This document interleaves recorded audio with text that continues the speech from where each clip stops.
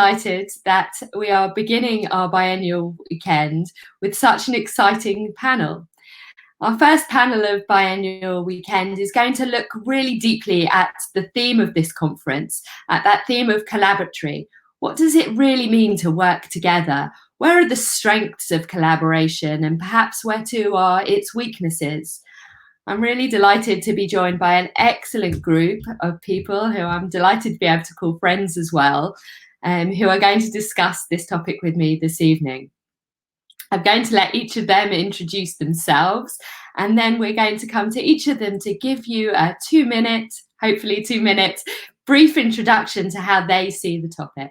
So if we can see our panel now, I'll ask each of them in turn, beginning first with Lucy and Hudson to introduce themselves. Well, greetings, everybody. Shalom. Thank you, Charlie. Delighted to be here. I'm a past chair of Liberal Judaism from 2009 to 2015. Since then, I've been a vice president. I suppose one reason I'm contributing to the panel is that way back in 2009, when I became chair, also that year, I had the Foreign and Commonwealth Office publish a report of mine called The Enabling State, Collaborating for Success. So collaboration, particularly strategic collaboration, has always been important to me, and I hope it's important to us now. Thank you, Lucian. Thank you very much. And Rabbi Alexandra, Wright. Hi. Shabbat Shalom, everyone. It's a great privilege to be on this online panel and part of the conference. I'm the senior rabbi of the Liberal Jewish Synagogue, which is based in London, the Liberal Judaism's largest liberal synagogue. Thank you, Alex. Thank you very much. And Dr. Ed Kessler. Hi, well, thank you, Charlie. It's great to be here. My name is Ed Kessler. I'm the founder of something called the Wolf Institute, which studies relations between religion and society, particularly between faiths. I have to confess that I'm a member of Cambridge Reform Synagogue, because there isn't a liberal synagogue here. But at heart, I'm a liberal Jew. And of course, the family are members of Alex's synagogue, the LJS. Thank you, Ed. Thank you. And Jess. Shabbat Shalom. I'm Shabbat Jess. Shalom. I am currently a BOG in LJY Netza. I am a member of MPLS, and I am going to be a movement worker next year for LJY Netza. Thank you, Jess. And just because there might be lots of people out there, or we hope there are lots of people out there anyway, but there might be some of those lots of people out there who don't know what a BOG is. Could you just tell them what that means, and maybe also LJY Netza? Sure. So being a blogger in LJY Netza means that I am in the 18 plus area of LJY Netza. So I help run camps, and I get involved in Ve'da, which is a decision-making event. And these are all things that LJY Netza does. I should have started with what LJY Netza is. Apologies. LJY Netza is the Liberal Jewish Youth Movement. We are one of 2 Netza branches in the UK, part of a worldwide Jewish youth movement called Netza Olami. We run camps throughout the year for children from Liberal Jewish synagogues and Liberal Jewish backgrounds. And we provide weekends throughout the year and lots of different events, educating and having fun around Liberal Judaism. Thank you, Jess. That's really appreciated. And let's come back to you, Lucian. You really kicked us off in your introduction with giving us a small insight into why collaboration is important to you. But what does that topic of our conference this weekend really mean to you? Well, collaboration, I think, is important, but it takes a little bit of thought and work to get it right. And in my experience, at one level, it's something that's very desirable. Why not? We've got more chance of achieving something working together than if we work on our own. But in practice, it's more difficult. I was inspired recently, as I'm sure many were, by how many acts of kindness, acts of solidarity, acts of community spirit there are in the community at a time of crisis.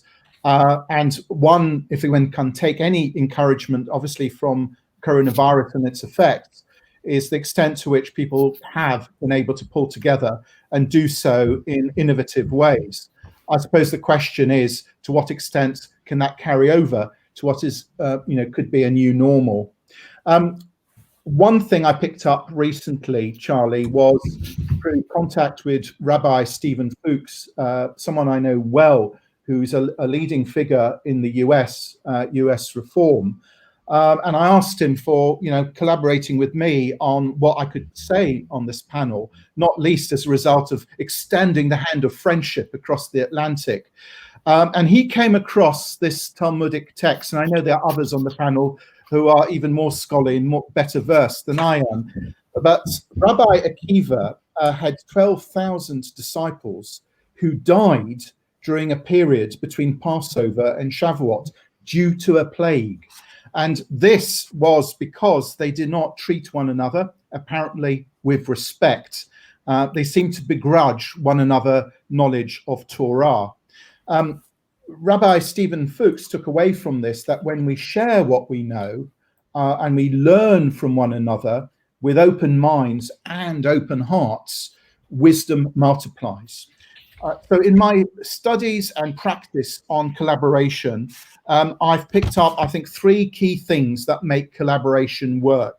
One is to be really clear about the purpose it serves. How does it add value? The second thing is, by all means, focus on forging common ground, finding common ground, that equally appreciate difference, work through differences, accept differences, appreciate differences. And it's one of the great things that came across to me when I was leading the movement as a chair, was the extent to which we can and should make something of our diversity, our difference. And the third thing is, I think, collaborate, obviously with an end in mind, see it as an instrument, but even more, see collaboration as having intrinsic worth. And by that, I mean, what are the qualities does collaboration bring on?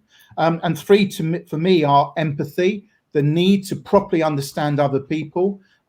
It's easy to it can be easy to try and put oneself in other people's shoes. But as a wise person once said to me, it pays to take one's own shoes off first before standing into someone else, putting oneself in someone else's shoes. The second thing is play it long.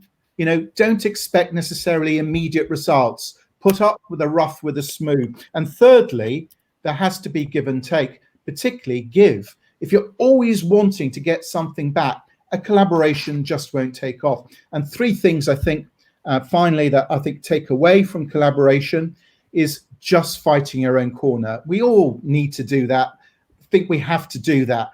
But try and tame that need to fight one's own corner, even though that's obviously important. Try also not to suspect the worst in others. So try and work with the positive. Of course, we have to be vigilant and watch out, for what might threaten us, but try not to suspect the worst, certainly not all the time. And thirdly, don't give up too early.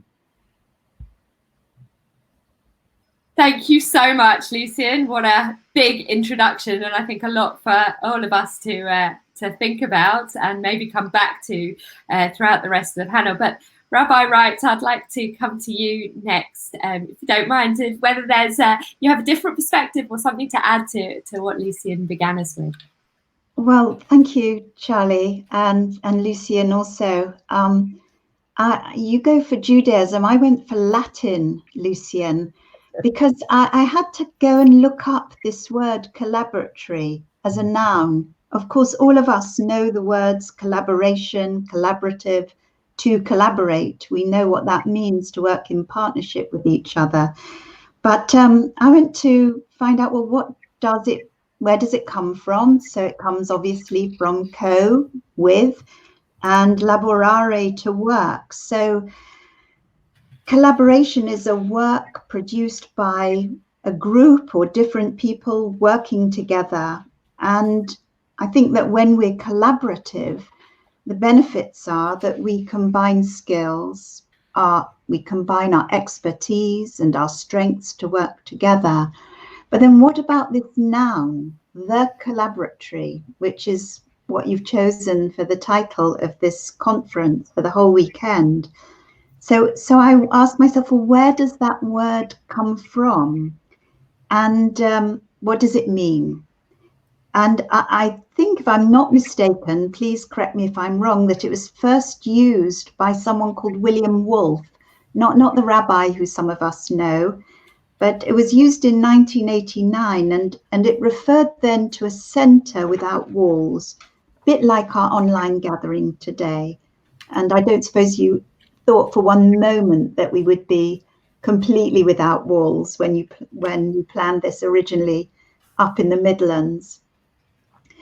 But in 1989, it was a place for researchers to perform their research in a space that transcended the physical, where they were able to interact with colleagues, share their data, and access information in digital libraries, which many of us do today.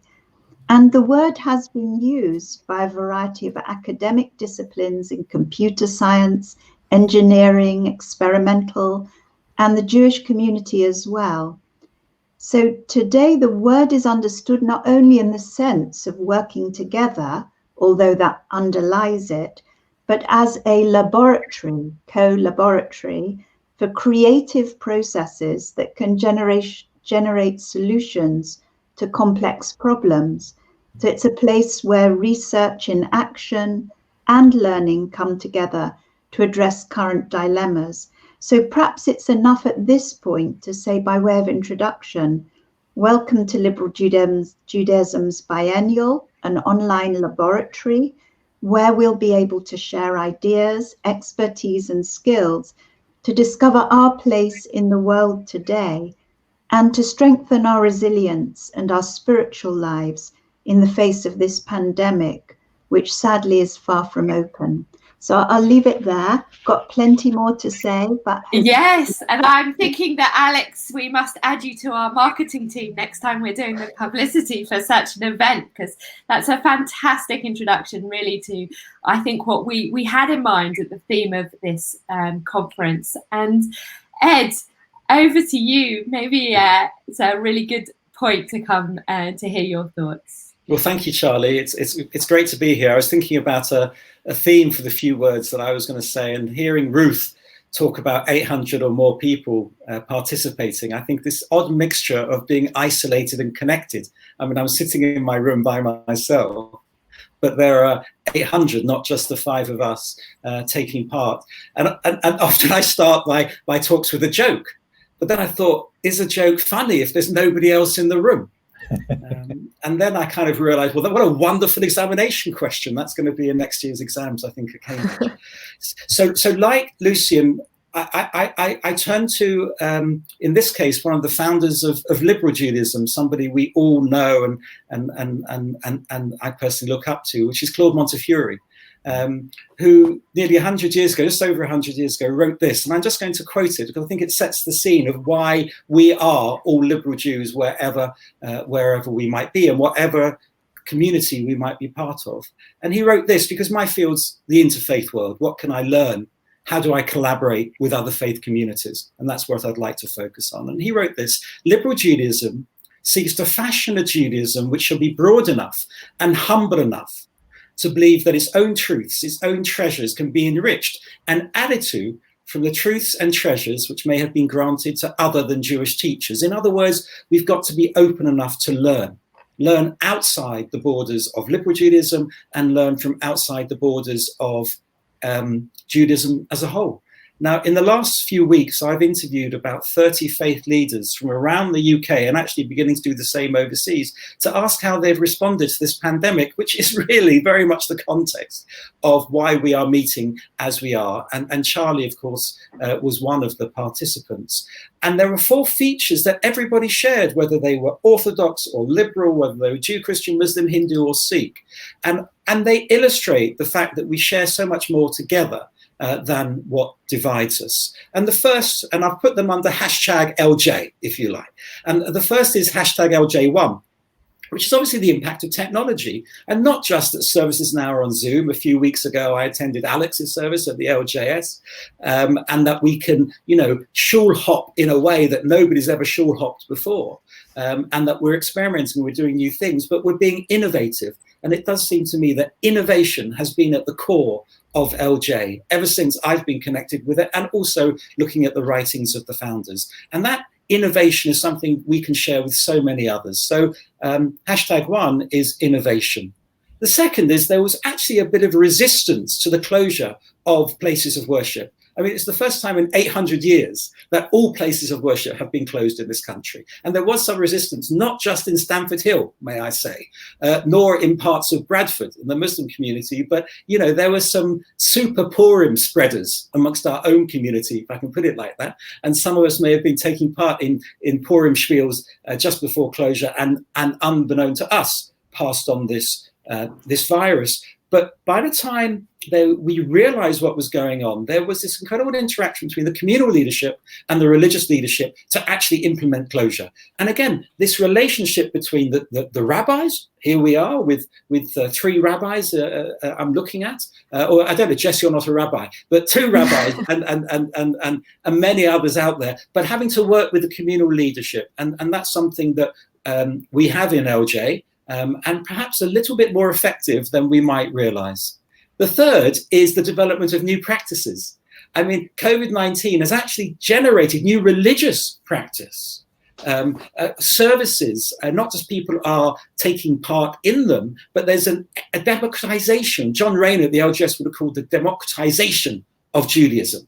That whoever we are, we're at the same place. We are together, isolated, together, connected. And who will ever forget the Zoom Seder we might have taken part in earlier in April? I mean, it was a unique occasion, and there were new practices that were developed. And one final thought to share with you, which is the 4th attribute that I've learned from all faiths in this country, and that is a new conception of what our community is. We've got to know our neighbors better. We yearn for one another in a way we never did when we were with one another. And how much do we appreciate the contribution of so many people that we never thought so much about? The drivers, the shelf stackers, the hospital care workers. We have a new appreciation, which I hope, and a new community that LJ can exploit. And so if I could end with one other quote, and that is from another founder of LJ and Liberal Judaism, that's Lily Montague. And this is to everybody taking part over the biennial weekend. And she asked this: what do you give to your synagogue? I know you pay your subscription and are ready to contribute money to every special need which arises, but important as that material assistance is, we ask, and I'm sure you would ask, Charlie, we ask for infinitely more worthwhile things. We ask for some of yourself, some of your thoughts and emotions, and the expression of your beliefs and practices and aspirations. So I end with the words of Lily Montague and hand back to you, Charlie. Thank you so much, Ed. And I want to come to you, Jess, taking that end bit of what Ed mentioned about aspirations, is that in many ways we have been inspired and connected and collaborating in lots of different ways and reset our aspirations in light of COVID. And I just wonder what does Collaboratory mean to you, but has the impact of COVID what has the impact of COVID for you been on those collaborations? Okay, thank you. First of all, I really enjoyed listening to all of you explain what Collaboratory meant to you. Very different insights, being so young and not having as much of a impact on liberal Judaism as you guys have, and hearing what you've all been saying is just really, really interesting. For me, I think collaboration has been most needed in my life within liberal Judaism and most welcomed in my life within liberal Judaism. Having grown up through LJY, leading on camps and running sessions, there's never a moment where you aren't hoping that someone will want to collaborate with you and you aren't looking forward to collaborating with someone else. And I think the biggest, most important things when it comes to collaboration is, well, the two most important things I think are being open-minded and being prepared to potentially receive information that you might not have thought about yourself, and that not being a bad reflection on you, but being excited to learn new ways to do things. And the second is mutual respect, and remembering that whilst, yes, people might disagree with you, that it's never about your character and it's never about you as a person. It's about wanting to make whatever you are collaborating on the best it can be for everyone. And I think one of the key examples is the way that we run LJY is that we have multiple movement workers who all work together. There's never a decision that's made purely by one person. It's all completely worked through by multiple people going inside the LJ office and outside the LJ office. We have multiple people running year groups on camp. We have multiple leaders running sessions. There's never anything that doesn't involve collaboration. And I think in those instances, it really is the best way forward. We're able to receive constructive criticism and positive feedback in a way that everyone is aware that it's all for the best, and it's not a competition of, you know, who can be the best person. It's all about working together and doing the best that we can for the most amount of people. And I think that the way that COVID has impacted these collaborations, I think has shown in a really, really positive way the things that we can do that we might have thought weren't ever possible. Like was mentioned earlier, we're far more accessible than we've ever been. We're creating content that is potentially going to be available to people for years to come to look back on.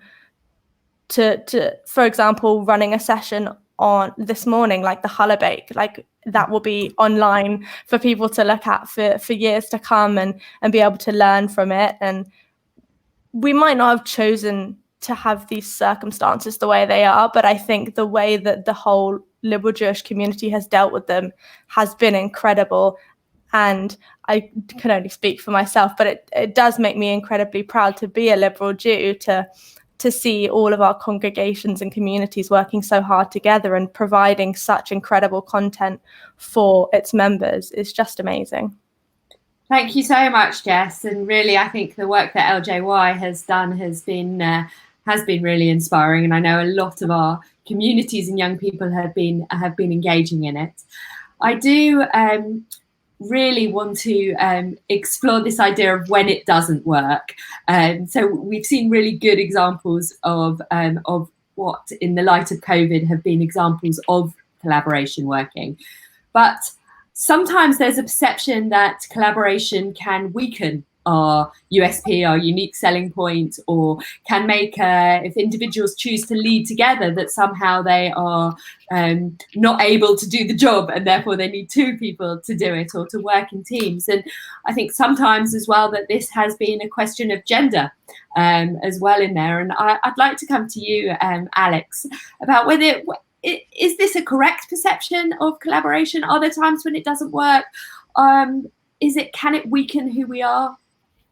So I really want to acknowledge what you've said, Jess. I think your assessment and your introduction was really, really valuable to hear that.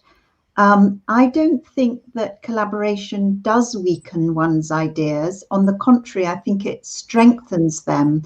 When you live in a diverse society, if you're at school, if you're at college, if you're in the workplace with people of different faiths, ethnic backgrounds, nationalities, cultures, different ideas, I think that helps to strengthen one's own ideas and in particular to strengthen one's own faith.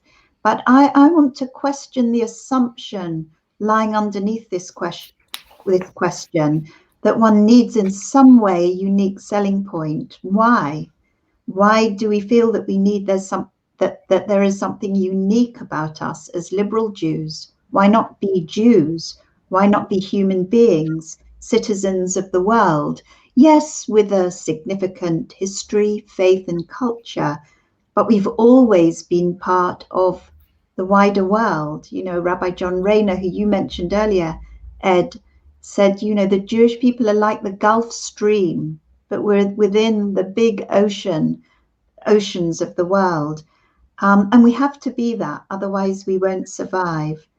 So I would share what you say, Jess. I want to take down the barriers that single out our denomination, and for us to be more collaborative, more open-minded, to share more, to cooperate, to be courageous in what we offer to our members and to those not yet part of our communities.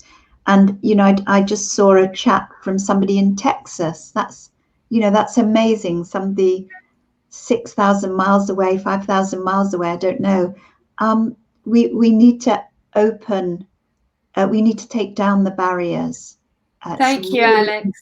It's a really important point. And I think somebody mentioned earlier that about the 800 registrations we were, before we came to air, we were much closer to 1,200, and that's without the other people that are watching us live. But I want to come to you, Ed, to pick apart a little bit about, Alex said that challenge to liberal Judaism.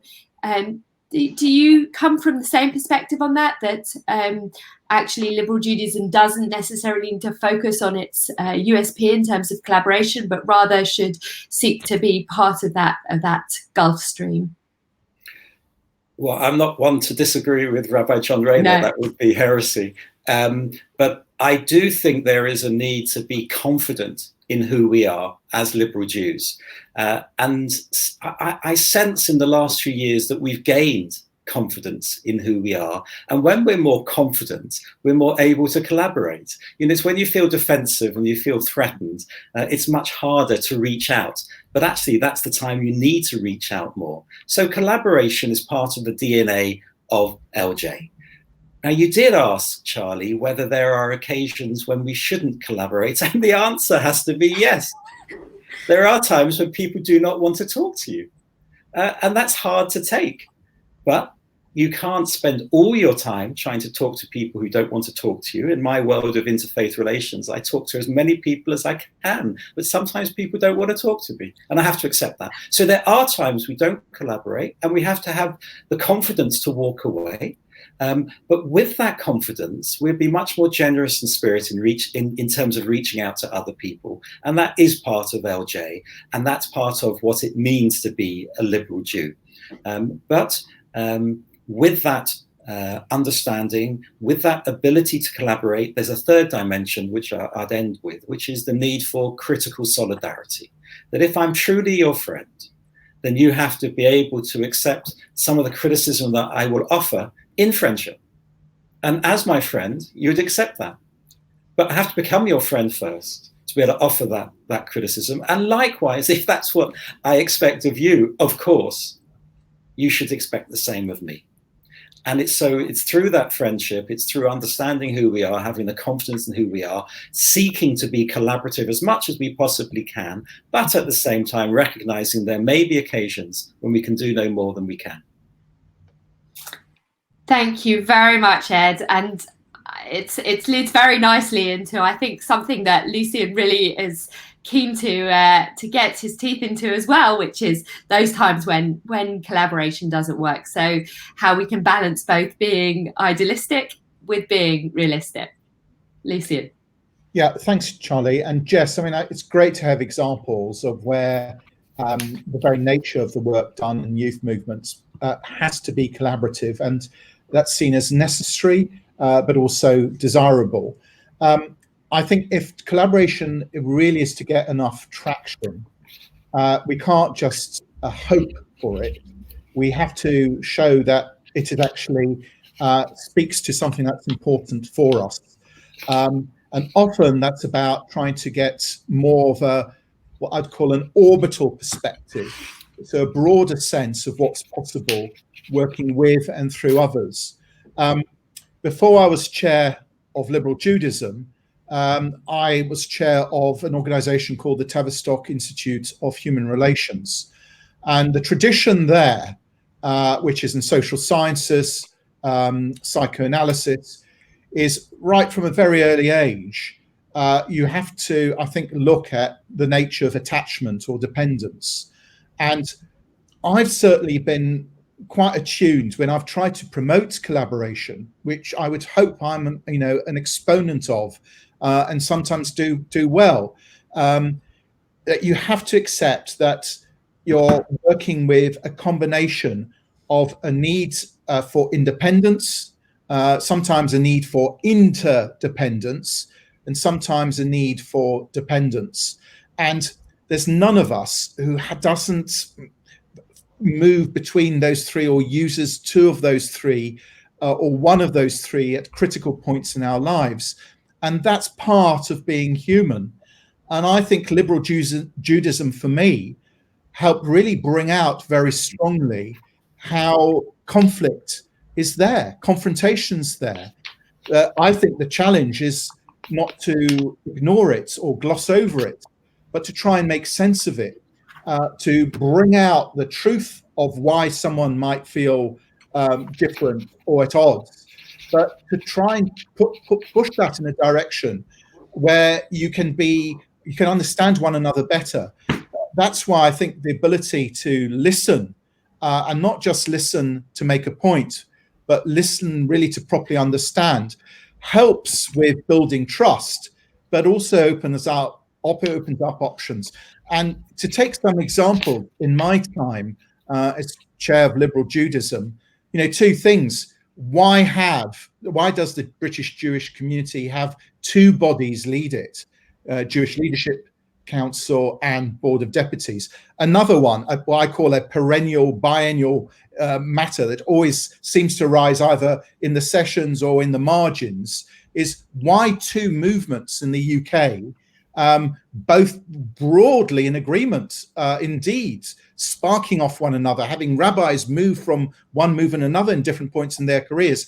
Why two movements when you could have one and that could have more impact? Now, I know how tricky this is, and I'm not saying that we submerge the difference. On the contrary, but I do think we need to think hard about why we're here and what for, and the extent to which we can use what's distinctive, which is crucial in liberal Judaism, and not lose it and not have it submerged.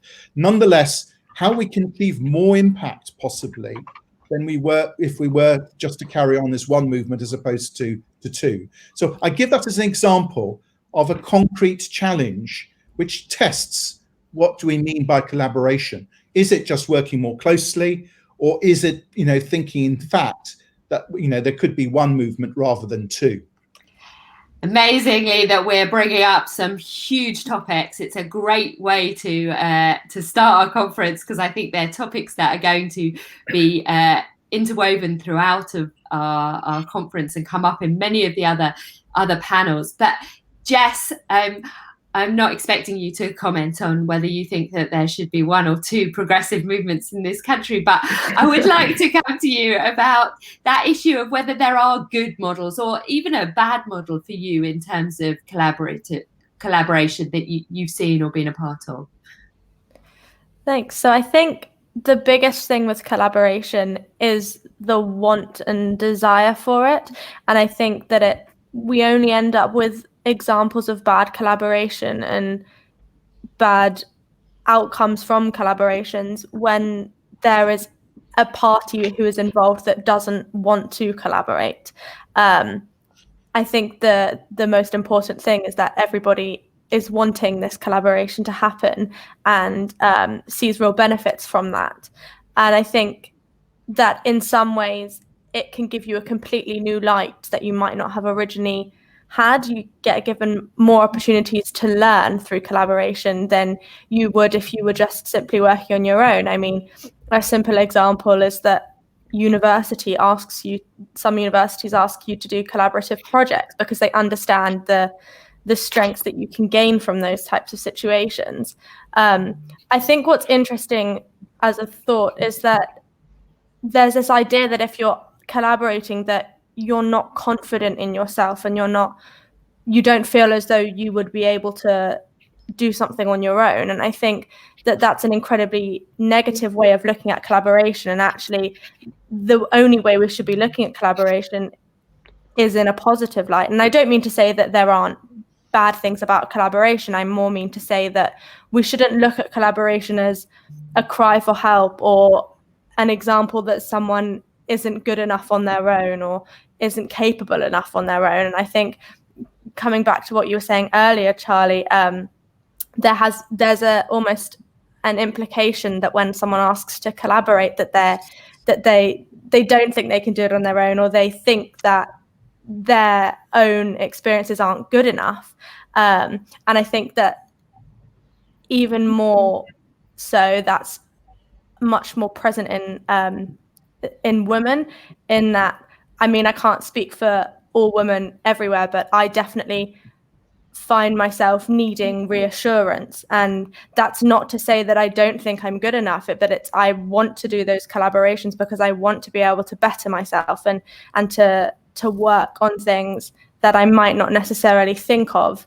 And I think that it's important to know in yourself that when you're asking to collaborate and when you want to collaborate, you're not saying I can't do this, and there's no loss in pride. Like it's not a pride situation. It's I want to learn from people and I want to do better.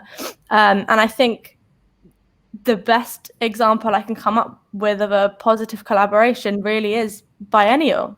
Like we're Jewish people and Jewish communities from all over the UK, and even for today's example, all over the world, and we're coming together and we're able to have these conversations that we wouldn't be able to have if we didn't have something like Biennial. Like I can only speak for myself and say that at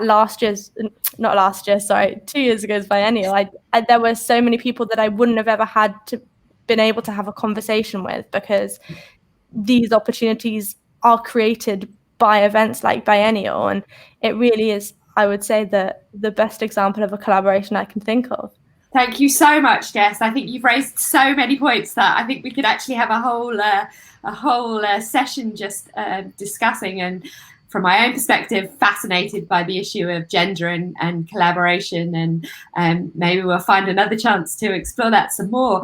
But I want to come to a question we've had come in from home, which is from people in their homes, which is taking some of what has come out of Jess, but a different type of conversation, which is, how can collaboration underpin our Judaism theologically?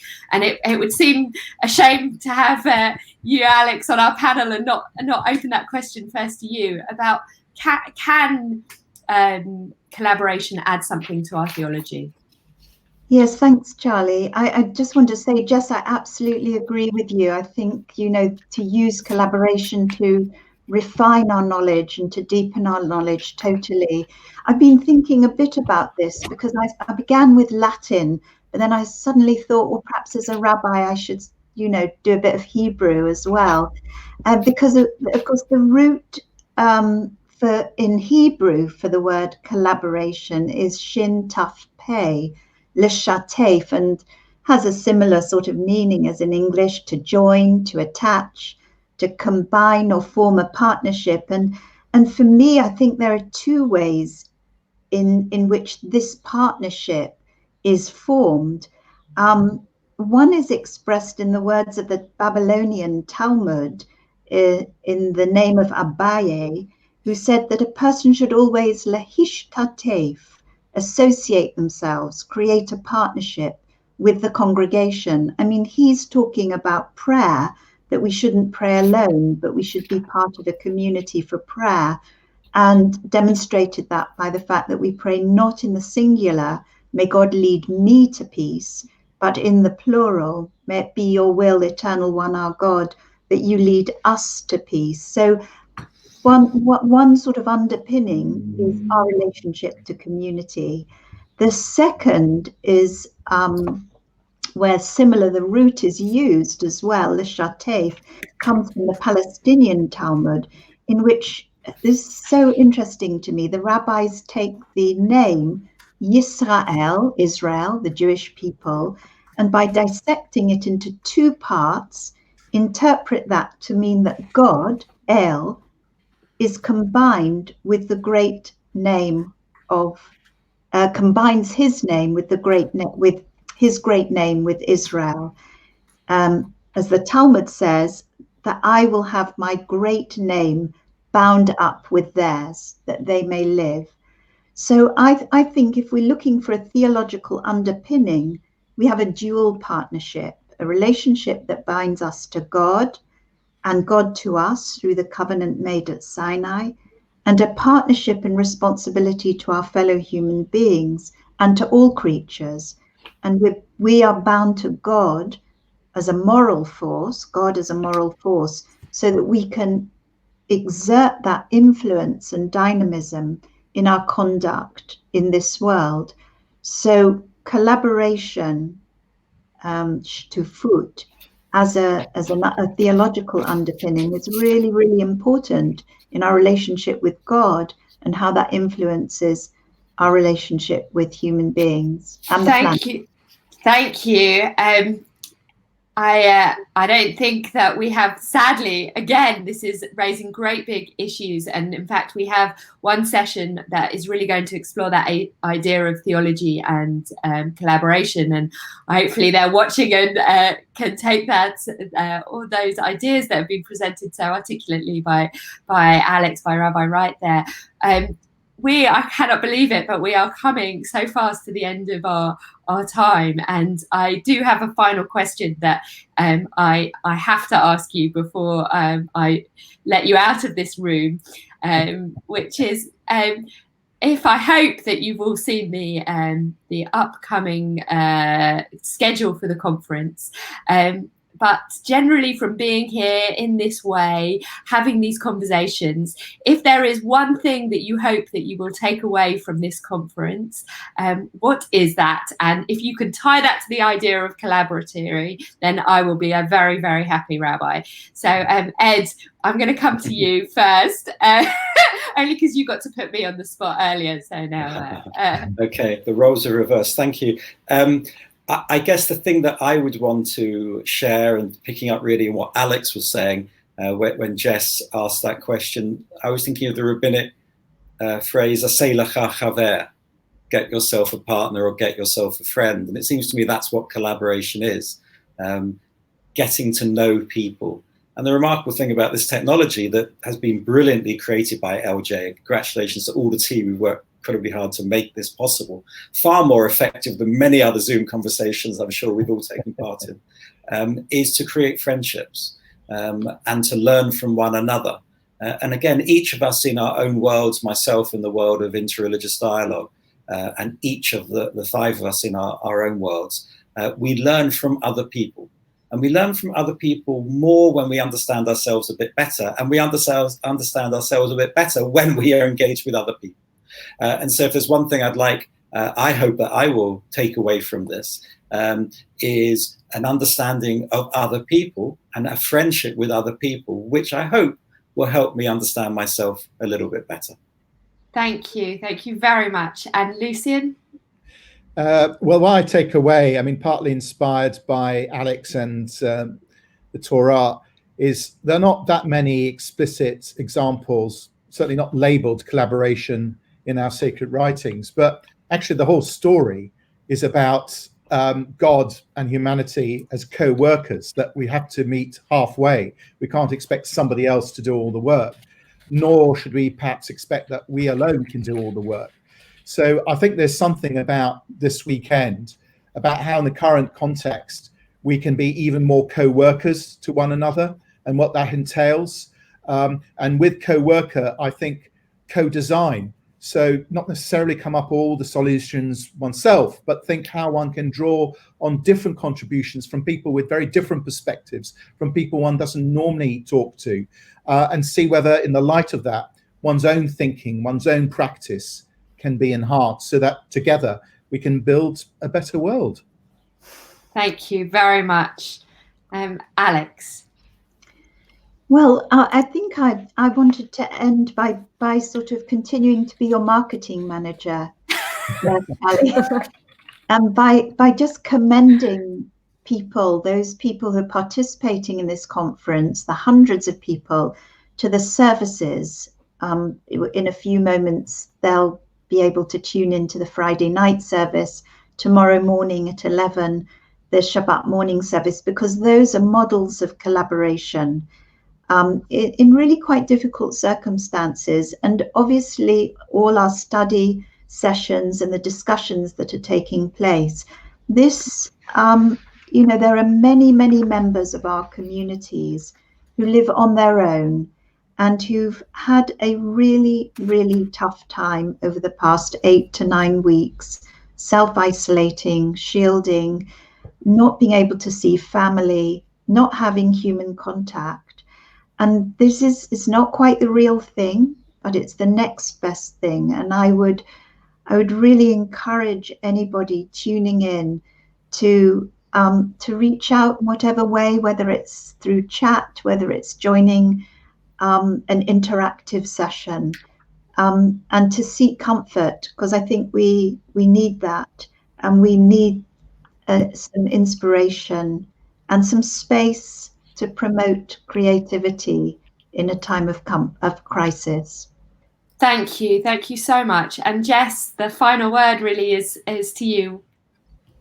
Well, thank you. I think I can't really add much more onto what everyone else has said. I mean, it's been incredible having this conversation and being part of this panel. So firstly, I just wanted to say thank you so much for including me and for giving me this opportunity. I think it's things like Biennial, and more specifically this online version of Biennial, that really show our capabilities and our dedication to our Judaism and to our communities. And I think that the thing that we can best take away, like Alex has said, is that we get to have social times with people that we aren't able to see. We're able to communicate and have fun and engage in conversations that during this time is incredibly difficult to do. And it's a huge privilege to be able to engage in a session or listen to a Saturday morning shacharit service when we can't go to our synagogues, and to engage in Oneg this evening, for example, which I'm excited for, to have a sing along with all alumni of LJY Netzer. It's just things that we can't do at the moment, and we're social beings. We rely on social contact and interaction, and whilst I love my family, it's really fun to be able to speak to people outside of my household and to engage. And so I think the thing I'm most excited for about taking away from this weekend is just the opportunity to speak to people and learn with people and have fun. Thank you so much, Jess. And really that speaks to what I'd like to end this panel with, which is a big thank you to our panelists this evening, to Lucy and to Rabbi Wright, to Dr. Ed Kessler, and to you, Jess. It's been a real learning experience for me as well to collaborate with you, to learn from you, and has given me some things I'm really going to spend this weekend thinking about. I hope you enjoy the rest of the conference, and thank you again for being with us this evening. Thank you very much. Shabbat shalom. Shabbat shalom. Shalom. Sure.